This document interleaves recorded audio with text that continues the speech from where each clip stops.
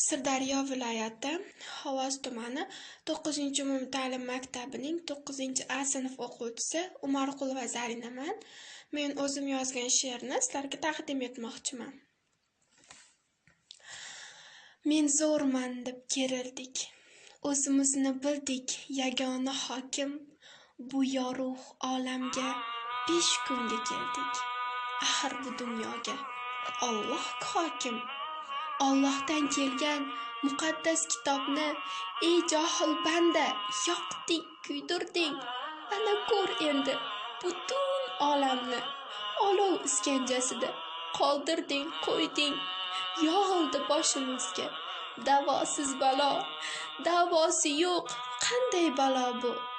Hattoki Allohdan kelmadi sado, Allohimning karomati ekanda bu.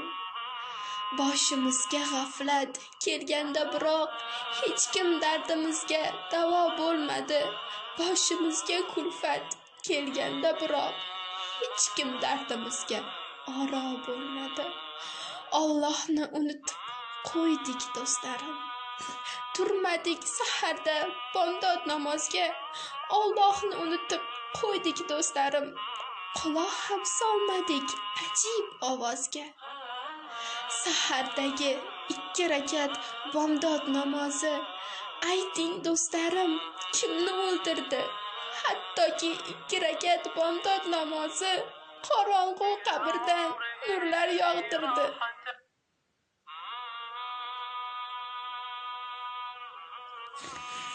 Kelinglar do'stlarim, barchamiz birga Allohdan afv tilab sog'liq so'raymiz. Kechir Allohim, kechir deb unga oyoqlarim ostiga tavof qilgaymiz. Kelinglar do'stlarim, jonimizning sultoni, ko'nglimizning sultoni u. Shunday yuraklar borki, oshifta unga. O'sha yuraklar kabi mening yuragim ham ulardan qolishmas devona unga.